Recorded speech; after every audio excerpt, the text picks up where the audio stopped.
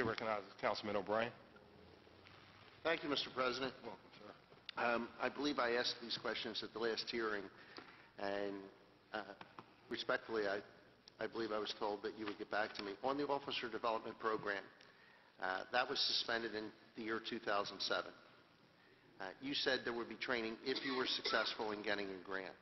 So my question again is, shouldn't there always be training, especially with the number of transfers and the number of people taking advantage of drop? I agree that there should always be training for the officers. Shouldn't that be a line item in the budget request that you have every year? And it should not, training should not be dependent on whether we get a grant or we don't get a grant. I appreciate that, yes. And we have, but it is true, it's a fact that we have not had training since 2007. Is there a request in your budget for training if we don't have a grant? If we're not successful in getting the grant? There was not a line item in this budget for training if we did not get a grant. Is it your intention to renew the Officer Development Program? It is our intention to renew the Officer Development Program. But there's no request for budget.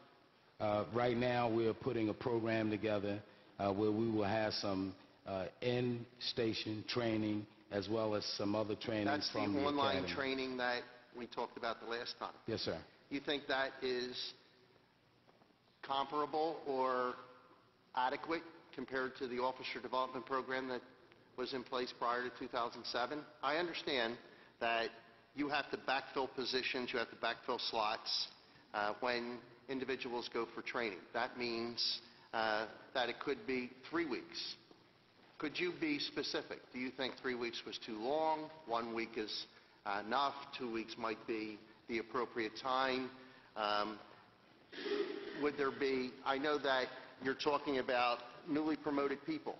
Would there be a dual track for, let's say, lieutenants and captains? What I'm really trying to get at is, what is the process for training? What is the process? If there's no budget request, Officer Development Program has been suspended since 2007. Training is contingent on the success of a grant, and what I'm hearing is we are looking in the future that we are going to create something for training. How do we know that? It's been since 2007. That's one particular training. I would like to have that training. There's other training that these officers receive, some on a daily basis. So they are being trained. But it's all online. It's not all online. It's kind of self-taught. That's what I was told in the last testimony. That was the extent of the training that was available. It's not all online. Well, what other training, Commissioner, is there in addition to that? I will make a list and get it back to you so you'll have that. Well, I asked for that list, and it's called a training log, and I can't get that either. Well, okay, it was another issue around the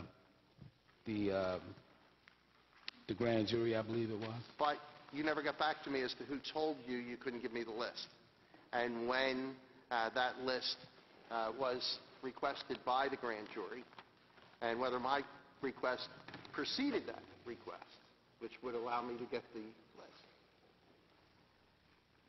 Well, the response to that is that... You'll get back to me. No, sir. The Philadelphia Fire Department gave to the grand jury all the requested information so as not to jeopardize the investigation. We declined to provide details about the information supplied. No, but when did you submit that information? What was the date?